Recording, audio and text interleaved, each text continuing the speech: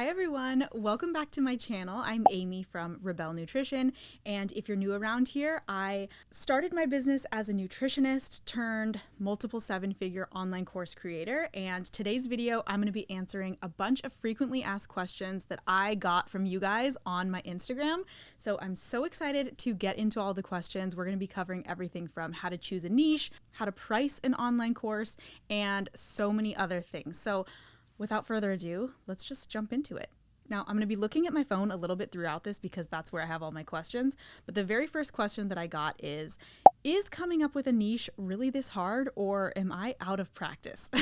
So what I would say if you are really struggling to choose a niche and to niche down is that, number one, you're probably overthinking things. It does not need to be that complicated, especially if you're at the beginning stages of your business. A lot of times you need to kind of throw spaghetti against the wall, so to speak, at the beginning to figure out what's really landing for your audience, what things they want more of, and what things you can actually turn into a profitable online course. But a few questions to ask yourself to really narrow down your niche is, number one, who are you helping? Who is the exact person that you want to be helping? And number two, what is the outcome that you are going to be helping them achieve? The outcome is something that I want you to just tattoo into your brain, because that is the thing that's going to make your course profitable, is selling the outcome. So even when you're thinking about what your niche is going to be, you want to think about the ideal outcome or the amazing end result that somebody is going to have achieved after they've gone through your course. And to give you a really clear picture about this, because I think so many people are afraid of choosing a niche because they think that it's going to really pigeonhole them, and nobody really wants to only be talking about one thing for the rest of time, right? So for example, in my business, creating a profitable online course is kind of my exact niche. That's the thing that I kind of view it like the top of my pyramid, so to speak. Like if you're thinking about a triangle, profitable online courses, making money from an online course, that is number one because that is the outcome. But the bottom part of my pyramid are things like traveling, things like money mindset, manifestation, and even like some lifestyle stuff. All of those things on the bottom part of the triangle feed into online course creation, because without online course creation, I wouldn't be able to do really any of those other things. They all kind of work together simultaneously, and they're all a part of my brand. So you can think about your business the same way. Maybe the outcome of your course is healing skin or beautiful skin, but what are the other parts of your brand that all kind of work together simultaneously? Now, once you know those things too, it can really help you kind of figure out what types of content to create, because sometimes, like I said before, when I'm showing my lifestyle content or my traveling content, it makes people interested in, okay, well, how is she making the money to afford those things? Well, it's from online courses. So same thing, like again, going back to the clear skin example, maybe you're doing makeup tutorials and you're kind of showing off your clear skin. People are watching for the makeup tutorial, but they're also, wondering in the back of their head, how did she get such clear skin? And that's a perfect segue into your course.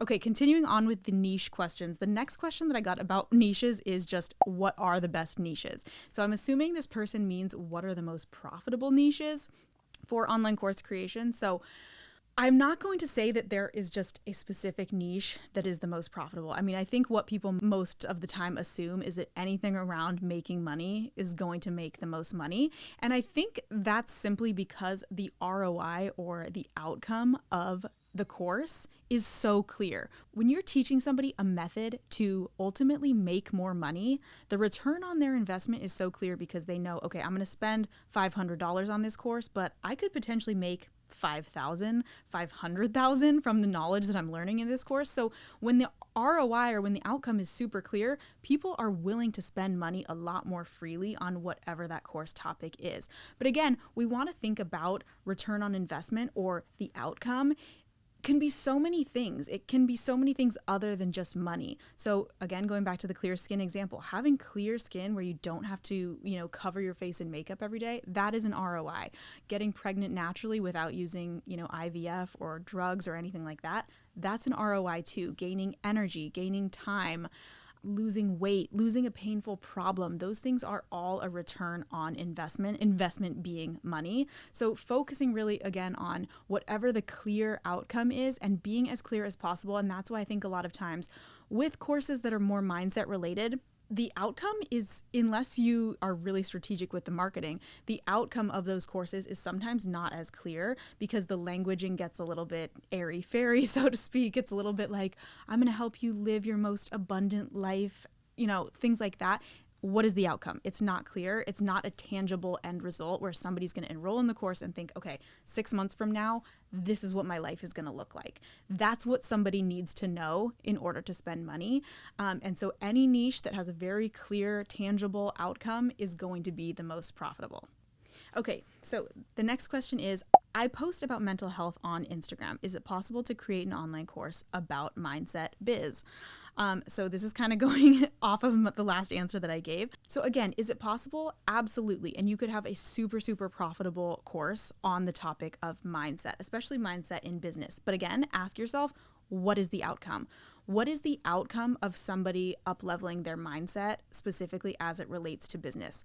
I'm guessing that having a better business mindset or manifestation mindset as it relates to business is going to help somebody make more money, get more clients, anything like that. So if you can really pinpoint what the outcome is, because the thing that you're teaching in your course, it could be the mindset strategies, tips, and tricks. That could be the bulk of the content that's in your course, but that's not really the sexiest way to go about selling your course. The sexiest way to go about selling your course is selling the dream or selling the outcome of what your course is going to teach somebody, and that's what makes it profitable. Next question, is it a bad sign if you're getting no feedback from students who have purchased? So no, don't freak out if you haven't gotten any feedback from people who've purchased your course, especially if you're at the beginning stages. What I want to ask you though is, have you reached out to past students and asked them what their feedback is? I think that's the number one thing. People, like, for example, are probably looking at me and what I post on Instagram, and they're seeing that like every single day I'm posting screenshots of what students have DM'd me about how much they love the course or their success. And you might be thinking, well, I launched last month and no one said anything, so does that mean my course is bad? But I didn't start this way. I started the first time I launched and I reached out individually to everybody who enrolled in my course, because at that time it was only 10 to 20 students the very first time that I launched. And I reached out to them directly and I said, how are you liking the course? Do you have any questions? Is there anything that's you're struggling with that's challenging for you?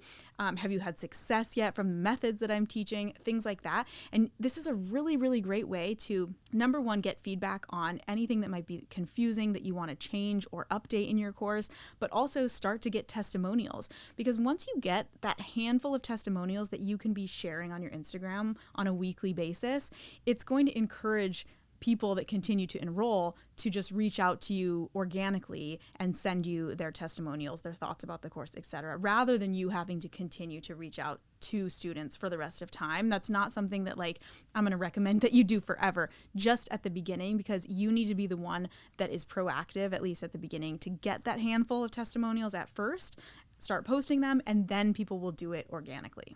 Okay, next question. What do you do for people who have Cricut launches? Okay, so obviously inside Online Course Academy, we walk you through exactly what to do so that Cricut launches never happen. Because number one, you want to make sure that you've tested your course topic before you spend the time creating the course, launching it, to ensure that people are going to spend money on it, because we don't want you wasting months of your time creating something that people don't buy. But let's say you're at the point where you've launched and you're hearing crickets, nobody has purchased. We want to do a full audit of what you did in your launch to pinpoint what went wrong. So I think the number one thing to look at is simply just the way that you are marketing your course and the way that you're speaking about it. So this could be as simple as changing the title, because if, for example, the title of your course is more pitching the content in the course and not the outcome, that's a really simple tweak that could ultimately be the difference of you making no money and you making hundreds of thousands of dollars. So that would be the easiest place to start. Secondly, the thing that I see most people doing wrong when they have launches that don't go as planned is that I'll click over to if I get a DM from somebody who says this, for example, I'll click over to their Instagram and just do a little bit of creeping, and I'll notice that when I'm looking at their Instagram, it's unclear to me if they're selling a course, what the course topic is, how to enroll, where I can purchase, what the outcome is. So I think people a lot of times get into their own mind and maybe think oh, I showed up and talked about my course twice on Instagram. Isn't that enough? No. Every single post that you're doing on Instagram, the link in your bio, the text in your bio, your Instagram stories, your most recent YouTube video, your most recent podcast, your emails that are going out, like everything that you're creating, at least during that 7 to 10 days of your launch, if you're doing a live launch, needs to be focused around your online course being open, available for purchase, who it's for, and how to enroll. And I would say that, again, that is the number one thing that I see people doing wrong, is that they feel like they're being annoying. So they're kind of like holding back from talking about it and promoting it as much as they could be. And this live launch strategy that I mentioned before, it's usually a 7 to 10-ish day period where you're really going hard promoting your online course. And again, this is something that we teach you in depth in Online Course Academy, but this includes social media posts, this includes emails going out to your list every single day. It includes posting on multiple platforms if that's where you are. So there's a lot of strategy that goes into this, as well as some form of urgency. So during a live launch, maybe you have the doors closing a certain day, or you have a price promotion going on that's going to be expiring. Like, these are things that you have to be showing up and talking about every single day. And a little side note that I will give you here, because as somebody who has often felt very annoying during launches, you're going to feel annoying. You're going to feel salesy. And I think the key is mixing up the ways that you're selling, because selling doesn't always necessarily have to look like saying, hey guys, my course is for sale, click the link in bio. No, selling can also look like you talking about your story, where you were then and where you are now. So for me, my like kind of rags to riches story is starting from the hut, being a minimalist, working out of my car, having no money and being in debt, and to where I am now. Like, I'm a multiple 7-figure business owner who wakes up in the morning and decides what I feel like doing that day, because I have the freedom to do that. And online courses have given me that freedom. That is an amazing sales pitch right there. Like, so whatever the thing is that you are teaching in your course, guaranteed, if you're passionate enough to have created a course on this topic, you have some sort of sales pitch like that with your own story. So getting really clear on what that story is and infusing that into your marketing, because I guarantee you that sales pitch, that story, is going to be the most effective way for you to sell your course. And at the end of that story, then you say, you know, if you want to learn more about how I did this, or you want my tips and tricks for X, Y, and Z, you can click the link in my bio, or you can sign up here, and the promo is going on for the next couple of days. Something like that. Perfect sales pitch. Okay, next question is, how much material do you need to create an online course? So I'm going to keep this one really simple. There is no hard and fast rules about you need 8 modules, you need 100 hours of content, whatever it is. I think some people think that, more is better or more is more. And I don't necessarily think that that's true. I actually am somebody who really values my time. And I think if somebody can get me to point A to point B being the ideal outcome that I'm looking for and the reason that I'm buying your course in the first place, if you can get me there faster with less hours of content, then I would actually pay more for that, because it's saving me time. So that's just another way to look at it. If you're getting in the rabbit hole of like, my course isn't good enough, I need to add more, I need to add more, I need to add more. You don't need to include everything you've ever learned about the topic in your course. You just need enough content to get your student from where they are right now to the outcome that you're promising them in your course. And honestly, the more quick, easy, streamlined Cliff Notes version of that to save people time that you can give them, the better. Okay, next question. What helps keep you consistent with posting? I am horrible at staying consistent. Okay, so gonna give you guys the honest answer here. I am really motivated by sales and by numbers. So for me, when I see that when I'm consistent with posting, my sales and follower count skyrockets and continues to go up the more consistent I am, that is really motivating for me to keep going. So what I would do for, if this is you talking, I'm assuming that you are also motivated by money. That's probably why you started a business in the first place. In addition to wanting to help people, of course, but like, I don't think there's anything wrong with being motivated by money. I think that's why most of us start our businesses in the first place. Okay. I'm just going to throw that out there. I don't think it's anything to feel bad about. So maybe start to pay attention to that. Track your consistency. If you're consistent with posting, let's say 5 days a week on Instagram, what do your sales look like for that week? So if you can kind of like pay attention to how the two affect each other, I think that can be a really good source of motivation, but also really connecting with a deeper sense of why, or a deeper purpose. Like, why are you really doing this? Why are you posting to Instagram? I know, like, for me, for some people, seeing that increase in numbers is helpful, is motivating, but maybe also there's a deeper reason. Maybe you want to support your family financially. Maybe you want to travel whenever you want. Maybe you want to create a college fund for your kids.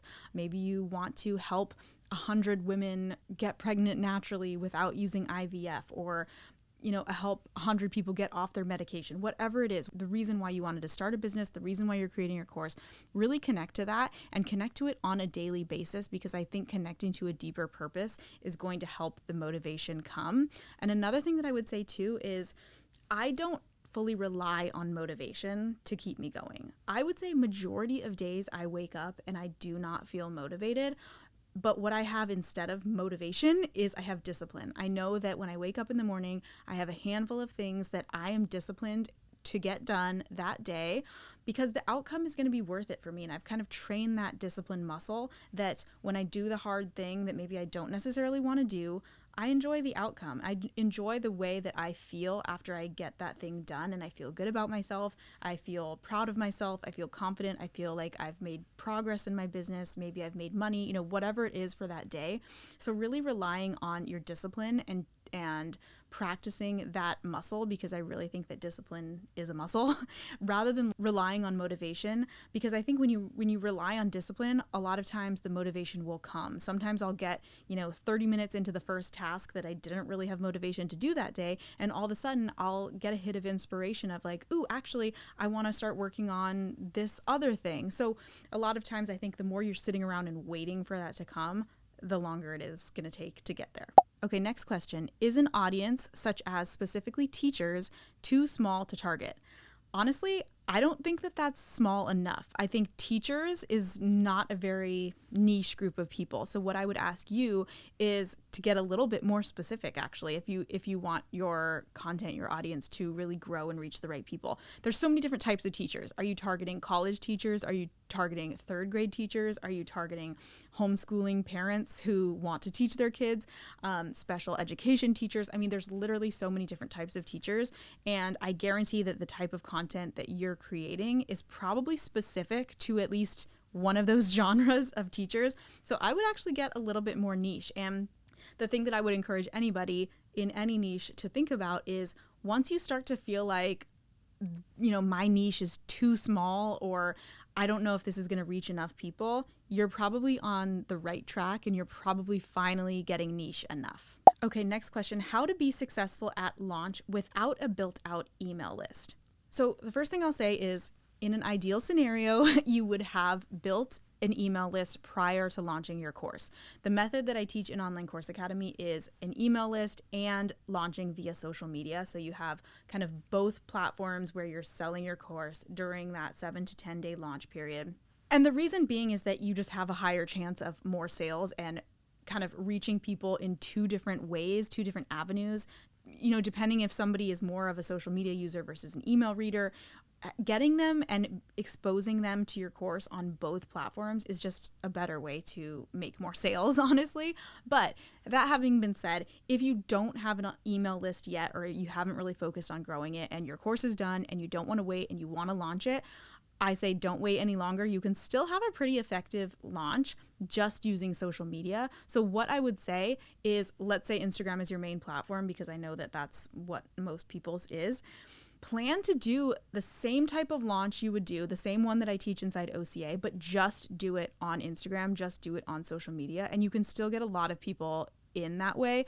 One of our most successful Online Course Academy students ever, who's actually passed 7 figures at this point from her course, which is a lower priced like wellness. She wants to remain anonymous at this point, but it's in the realm of like metabolism. and I think it's less than $300. Her very first course launch, she didn't even have an email list. She just launched to social media. So it's definitely still possible to do. So what I would suggest in that case is, again, plan a 7 to 10 day launch period.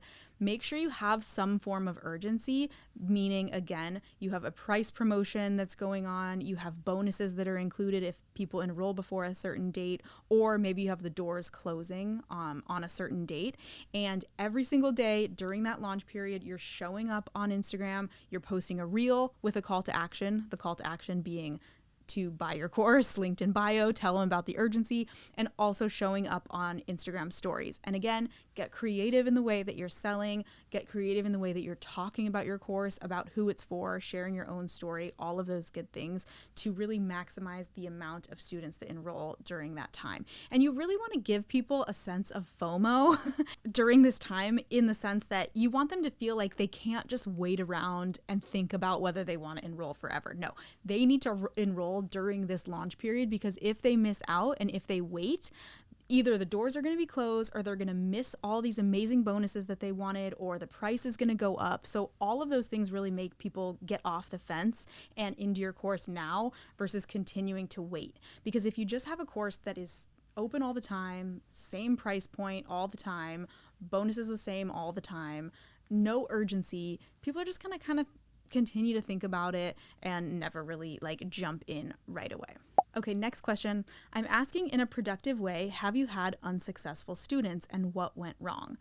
So this is a great question, and I think it's a totally productive question. And to be fully transparent, yes, we have had OCA students who were not successful.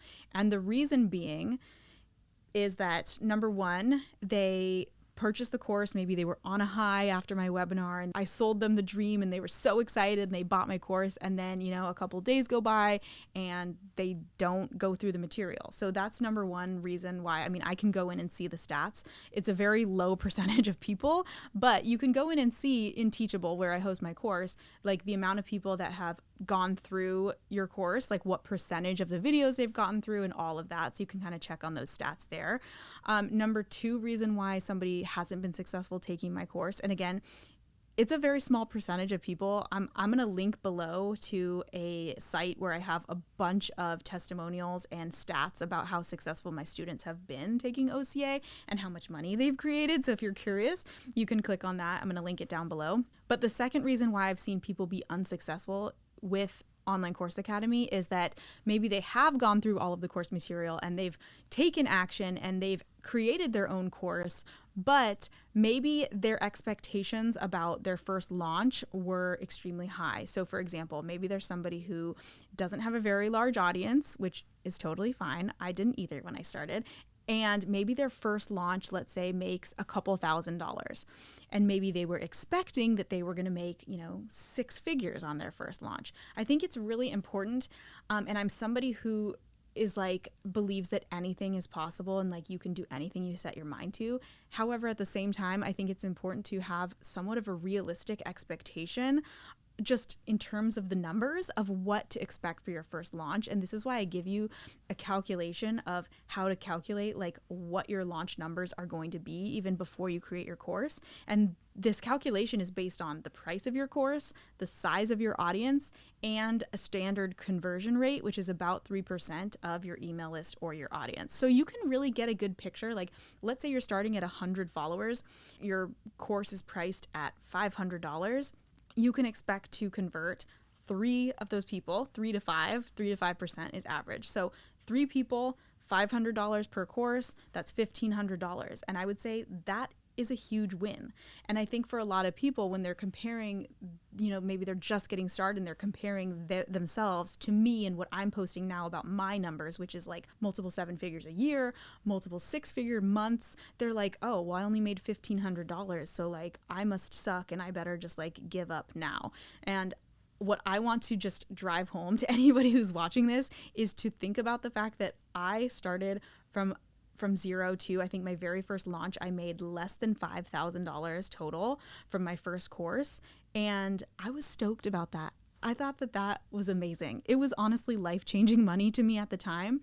And from obviously that first launch to what I do now is night and day difference. It's completely different. But I would never be where I am now if I hadn't started there. And I think the main thing to think about as well is whatever you do on your first launch, maybe you sell 3 courses, okay? You get 3 students. It is totally normal and part of the process to pivot a few things, to tweak a few things, and do it again. Like rinse and repeat, rinse and repeat. Figure out what worked really well for you on your first course launch. Do those things again, and maybe think about some of the things that didn't work as well. And again, I go through all of this in Online Course Academy, and I tell you exactly what to do. But ultimately, at the end of the day, you're going to have to test and tweak things in your own business, because what might work better for you and your audience might be slightly different from me or from somebody else. And I think that's like the main thing that is equally frustrating and also kind of exciting, is that like there is a sense of personal accountability in all of this, that like we need to implement things in our own business that maybe are different than like what a coach has told us once or what somebody else is doing. But we feel like, you know what, I think this is going to really work for me. And maybe it will, maybe it won't. The point is that you try it and you take your own success from your course launch into your own hands and are willing to just be a student of this whole process of that's what being a business owner is. And your path to success is not going to look exactly the same as mine. So continuing to rinse and repeat and tweak and pivot and try new things and fail at things and start again and make it better. It's exhausting and it's beautiful, but it's truly the way. Okay, next question. My email list is at 0 at the moment. I've launched my podcast. I'm writing a course. How many people do I need on my email list before I launch? So great question. So the first thing that I would ask you is, well, what's your income goal? Because again, the calculation that I give you guys that I'm going to kind of break down here in just a second, you can, once you have that calculation, you can kind of set an income goal and work backwards to figure out how many people in your audience you need and what you need to price your course at in order to hit that income goal. So for example, let's say you have a $10,000 income goal for your very first launch, okay?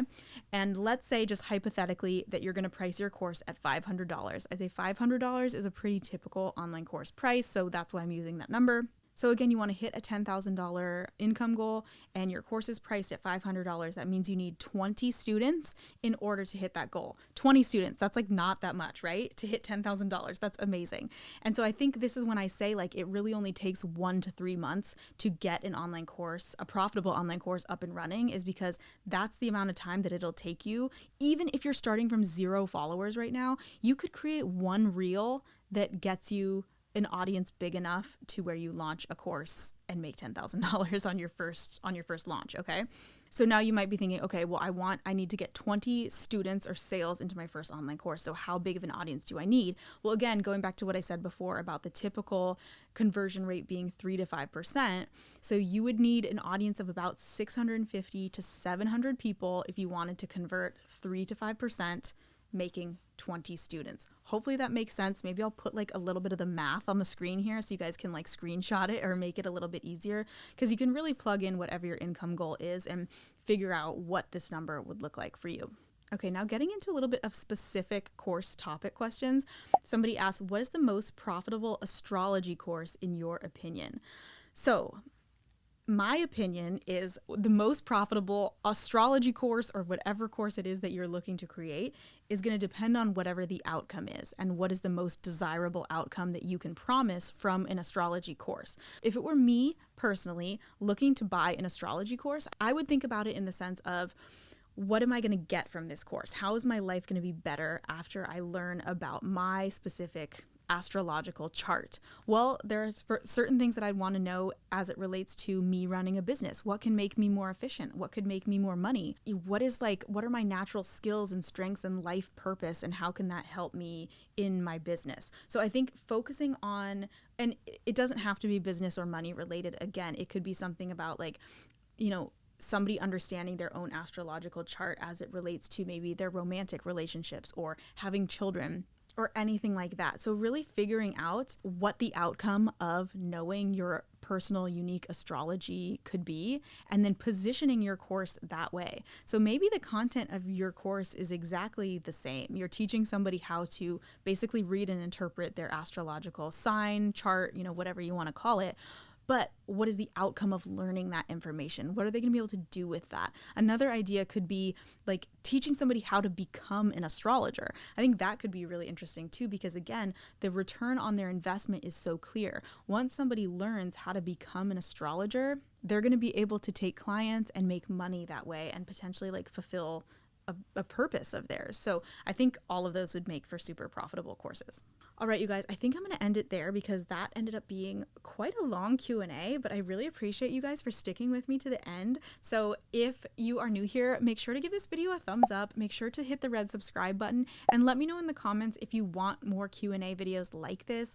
Let me know what other course creation questions you have. And then as always, I'm going to link a bunch of free resources in the description box below this video.